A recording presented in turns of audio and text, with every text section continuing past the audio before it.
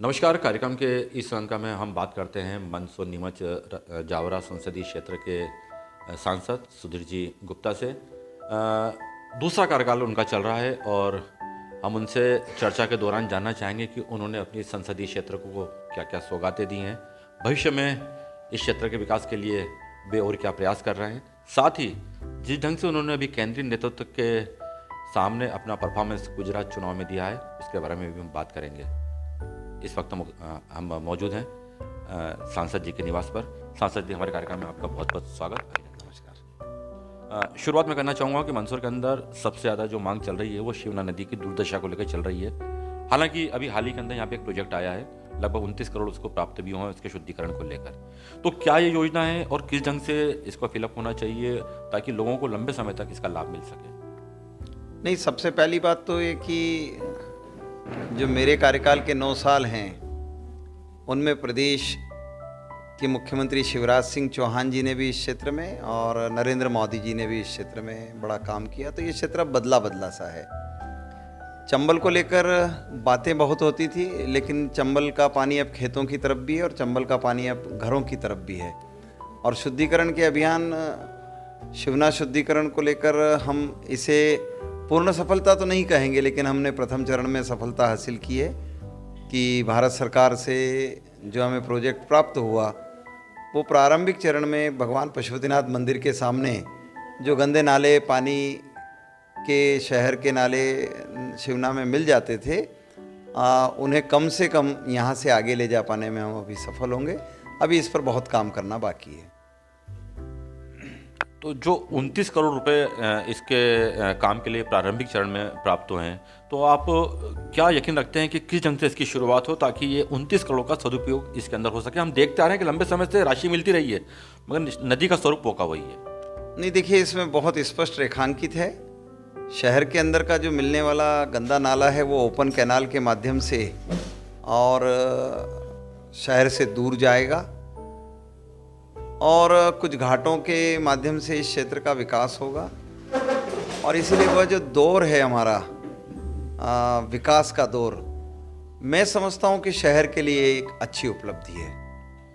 अभी हाल ही के अंदर गुजरबड़िया जो नज़दीक गांव है मंदसौर जिले के, मंदसौर के नज़दीक, वहाँ पे अभी गिर गायों को लेकर एक प्रोजेक्ट शुरू हुआ है जिसके अंदर गिर गाय की जो नस्ल है उनको वहाँ पर संरक्षित किया जाएगा और उनको उन्नत बना के किसानों को वितरित किया जाएगा। कितनी उम्मीद है आपको इस प्रोजेक्ट से, और ये प्रोजेक्ट की शुरुआत, आने की शुरुआत कैसे हुई थी? नहीं, देखिए, प्रोजेक्ट पुराना है, चूँकि कई विसंगतियों के कारण ये रुका पड़ा था और मैं लगातार 2015 से पत्र व्यवहार इस पर लगातार कर रहा था। और हमारा अपना सोचना था कि जब नस्ल सुधार के नाम पर विदेशी नस्ल की गायों से भारत में जब गायों को क्रॉस किया जाता है तो हमारा ब्रीड पूरा का पूरा वो बिगड़ा ही है और A2 क्वालिटी मिल्क की जो डिमांड रहती थी उससे हम दूर चले जाते थे। और इसीलिए हम लगातार प्रयत्नशील थे कि गिर नस्ल का प्रोजेक्ट अपने क्षेत्र में विकसित हो ताकि किसान भाइयों को उसका भविष्य में लाभ हो। आज एक क्षेत्र गिर नस्ल का यहाँ विकसित हुआ तो निश्चित रूप से ब्रीड सुधार का बड़ा अभियान इस क्षेत्र को उसका लाभ मिलेगा। गिर नस्ल की गाय, गिर नस्ल के बुल और उनके माध्यम से और नस्ल सुधार के इस अभियान में हम अपने क्षेत्र के लोगों को बहुत बड़ा लाभ दे पाएंगे, ऐसा मेरा मानना है। मंदसौर के अंदर देखा जा रहा है सांसद जी के यहाँ पर औषधि फसलें जो हैं बड़े पैमाने पर पैदा होती है। लगभग 129 ऐसी फसलें हैं जो हमारे मंदसौर जिले के अंदर पैदा होती हैं और ये देश की अन्य प्रांतों जो उगती फसलें वो भी हमारे यहाँ पे पैदा होती हैं। तो इनको लेकर किसान मेहनत भी करते हैं, उत्पादन भी करते हैं, मगर यहाँ पर कुछ ऐसा बोर्ड नहीं है जो उनको अपनी आमदनी का अच्छा लाभ दिला सके।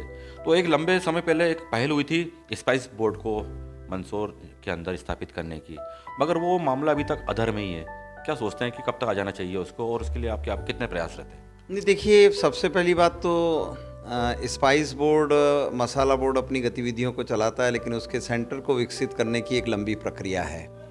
और जब हमने इसको चर्चा में प्रारंभिक चरण में प्रारंभ किया था तो मैं स्वयं कोचीन गया था, वहाँ मिस्टर तिलक से मेरे संपर्क संबंध हुए थे और हम इस बात को उनको मनवा पाने में सफल हुए कि मंदसौर वो क्षेत्र है जहाँ स्पाइस बोर्ड की गतिविधियाँ चलाई जा सकती है। क्योंकि गुना इसका सेंटर पॉइंट है और हम सब सेंटर के रूप में हमारी कोशिश थी कि मंदसौर नीमच ये दोनों मसाला बोर्ड की गतिविधियों के केंद्र में आकर खड़े हों।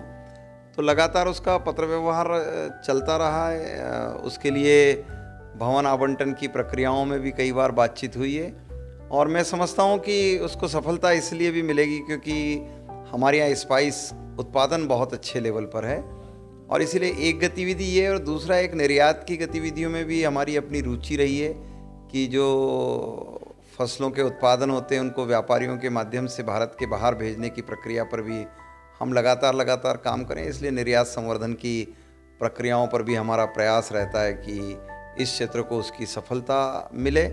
इसके साथ साथ हम चाहते हैं कि फूड प्रोसेसिंग की प्रक्रिया में भी हमने चूँकि पहला फूड प्रोसेसिंग की प्रक्रिया में सफलता हासिल की थी, लेकिन लैंड इशू को लेकर उदलोदा का प्रोजेक्ट निजी कारणों से इधर उधर हो गया।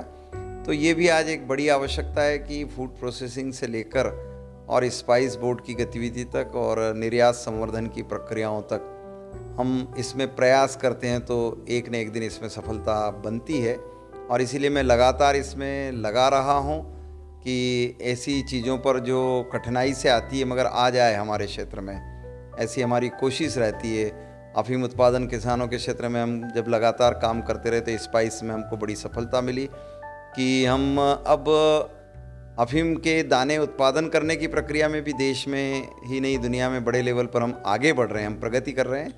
अभी तक हमारे पास जो नंबर ऑफ किसान्स की जो संख्या रही है उसमें बहुत बड़ा इजाफा हम कर पाए और आगे भी हमें आशा है कि हम इसमें और सफलता हासिल करेंगे। तो चूँकि बात अभी खेती किसानी की चल रही तो मैं आपका ध्यान एक और आकर्षित करवाना चाहूँगा कि मध्य प्रदेश सरकार की एक मंशा रही कि एक जिला एक उत्पाद को लेकर मंदसौर के अंदर उस उत्पाद को लहसुन चुना गया है।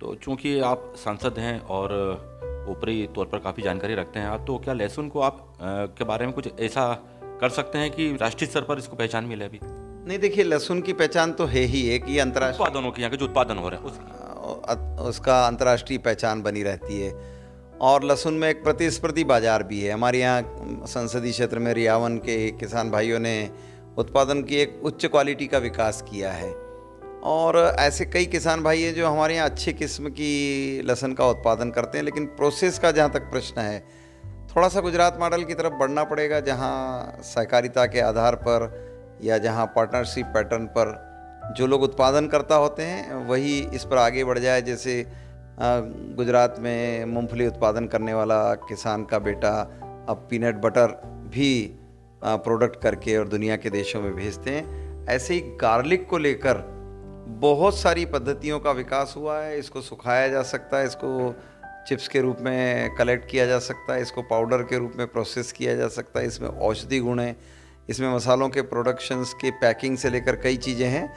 तो चूंकि ये उत्पाद का जिला बना है इसलिए हर दृष्टि से इसमें अब यहाँ विकास की संभावनाएं, लोगों को भी मन बनाकर आगे आना चाहिए और सरकारें इसमें सहयोग करने के लिए एकदम उत्सुक है। और मेरी अपनी इच्छा है कि ये प्रोडक्ट मंदसौर में अंतर्राष्ट्रीय मानकों पर खरा उतरकर आगे बढ़े। संजीत रोड पर बन रहा रेलवे ब्रिज जो है वो लंबे समय से अधर में है। बताया जाता है कि कभी ठेकेदारी की गलती बताई जाती है, कभी अन्य कारण बताए जाते हैं। एक बड़ी आबादी उस चीज़ से प्रभावित हो रही, परेशान हो रही है। आप उसके बारे में क्या सोचते हैं कि कब तक पूरा हो जाना चाहिए और तब विलंब क्यों हुआ इसके अंदर?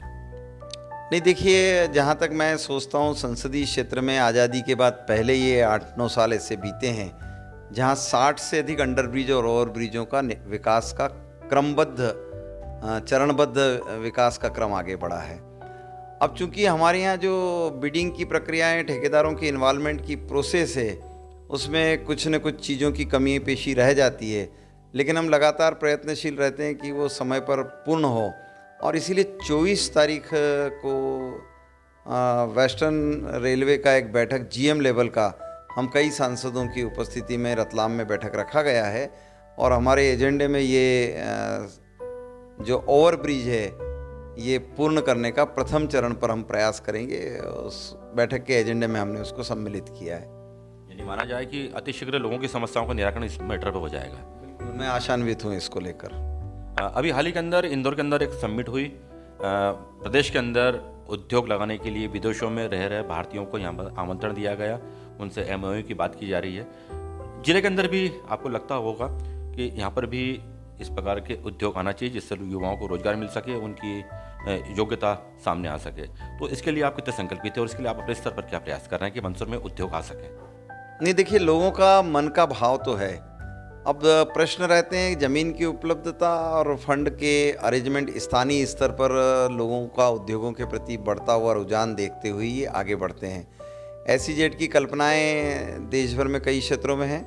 यहाँ भी लोग रुचि ले रहे हैं कि रिसाइकिलिंग प्रोसेस का कोई SEZ का विकास यहाँ हो जाए, फूड प्रोसेसिंग को लेकर विकास हो जाए।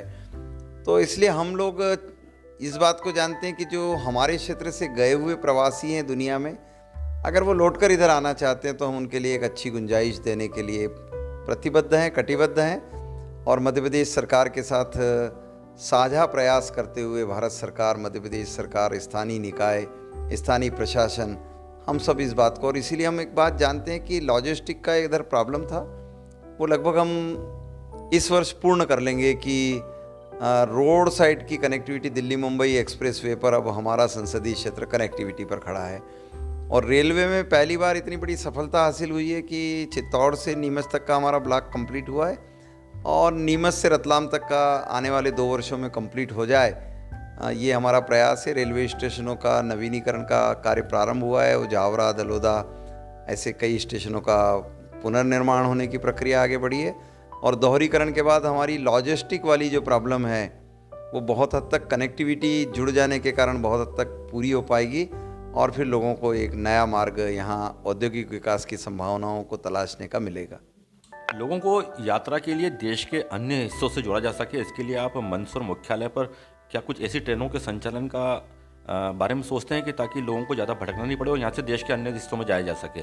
ट्रेनों की संख्या बढ़ाने की बात हो सकती है, कुछ ट्रेनों का रूट है उसको चेंज करने की इसमें बात हो सकती है। नहीं, हमारा लगातार प्रयास रहा है और इन 9 सालों में उसमें हमने प्रगति भी प्राप्त की है। वो नंबर्स भी हम बढ़ा पाने में सफल हुए हैं, लेकिन कोविड के कारण उस गति में कुछ बाधा आई थी। और अभी देश नवाचार पर है। लोगों के मन की इच्छाएं हैं कि लंबी दूरी की यात्रा करने वाली ट्रेनों के स्टॉपेज कम रहें और उनके बच्चे लंबी दूरी पर जो जॉब के लिए जाते हैं, आते हैं, या परिवारजन जो व्यापार के लिए लंबी दूरियों पर जाते हैं, वो उनके पहुंचने के समय उसमें कटौती हो जाए। एक दूसरा ये कि दुर्घटनाएं कम हो देश में। तो इसके लिए हमारे रेल मंत्री माननीय अश्विन वैष्णव जी ने बहुत कुशलतापूर्वक तरीके से नवाचार किया है और जो रेल पटरियों के फ्रैक्चर्स होते थे उनको चेक करने के लिए एक्सरे सिस्टम का विकास किया है। इसमें 6 घंटे का गैप चाहिए, मगर रेलवे ने 3 घंटे के गैप को कटिबद्ध तरीके से करने का निर्णय लिया है और उसका एक सफल परिणाम ये रहा कि पिछले 2 सालों में रेल के अंदर पटरियों की मिस्टेकों के कारण कोई दुर्घटना घटित नहीं हुई है और हम दुर्घटना रहित रेलवे दे पाने में सफल हो रहे हैं। और हमारा प्रयास ये कि ये समय इनका कालखंड भी पूरा हो, इसीलिए हम पटरी के विकास के क्रम में आगे बढ़े हैं। तो हम इलेक्ट्रिफिकेशन करा पाने में सफल हो गए, रेलवे स्टेशनों को विस्तारित कर पाने में सफल हो गए और दोहरीकरण लाने के कारण हमारे पास नंबर ऑफ ट्रेन्स बढ़ाने की बहुत बड़ी गुंजाइशें आने वाले समय में आने ही वाली है। गुजरात चुनाव की बात करें तो वहाँ पे आपको उसका प्रभार दिया गया था। चुनाव परिणाम आने के बाद में वहाँ की मीडिया में आप सुर्खियों में बने रहे। आपका जो कार्य था वहाँ पे, जो आपकी संरचना थी, संयोजन था वहाँ पर आपका पार्टी नेतृत्व में काफ़ी सराहना की आपने। तो ये सब आपने कैसे करा एक अनजान प्रदेश में जाकर इस ढंग से चुनावी प्रचार को संभालना, माँ की बागडोर को संभालना और फिर इतना सब कुछ हासिल करना? नहीं, पहली चीज़ तो ये कि अनजान कुछ होता नहीं, क्योंकि देश के लिए जीते हैं। जहाँ तक भाषाओं का सवाल होता है वो स्नेह में वो कमी पूरी हो जाती है। मैंने बंगाल में काम किया है, हरियाणा में काम किया है, मैंने दिल्ली में काम किया है, मैंने उत्तर प्रदेश में लंबे समय काम कर लिया है। अभी मेरे पास उत्तर प्रदेश का भी चुनावी दृष्टि से सहप्रभार था और गुजरात में मैंने अधिकांश जिलों के अंदर भ्रमण किया। तो एक चीज़ हमने पाई है कि लोगों को भरोसा है भारतीय जनता पार्टी पर, लोगों को भरोसा है मोदी जी के नेतृत्व पर और लोग काम और परिणाम दोनों देख पा रहे हैं। अब योग्यता यही है कि कार्यकर्ता स्वयं काम में जुटे और जनता कार्यकर्ता बन जाए और इसीलिए हमने यही प्रयास किया कि जनता ही कार्यकर्ता बन जाए ताकि जन जन की आवश्यकताओं की पूर्ति करने में पार्टी और दृढ़तम तरीके से नीचे चली जाए और इसीलिए 80 लाख कार्यकर्ताओं ने मिलकर गुजरात चुनाव में काम किया था।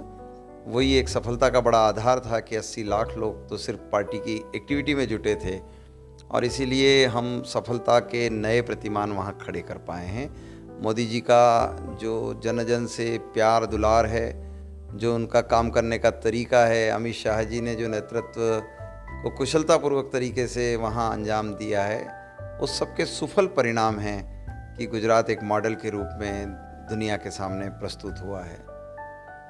आपकी व्यस्तता को देखते हुए मैं आपसे ये आखिरी प्रश्न पूछता हूँ कि चूँकि आपका दूसरा कार्यकाल चल रहा है, मंदसौर जिले के आप मंदसौर के निवासी हैं, तो यहाँ के विकास के लिए आप भविष्य के लिए क्या कार्य योजना लेकर आएंगे?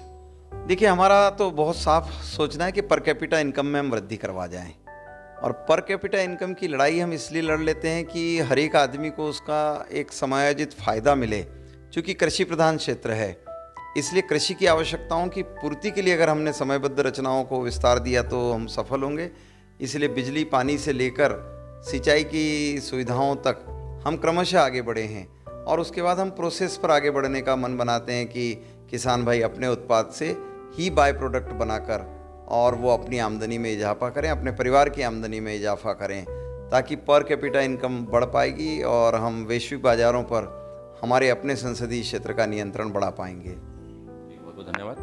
आप थे मंदसौर जावरा नीमच संसदीय क्षेत्र के सांसद सुधीर जी गुप्ता, जिनसे हम कुछ मुद्दों पर बात कर रहे थे।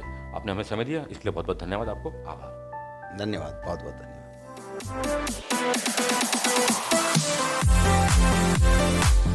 Thank you.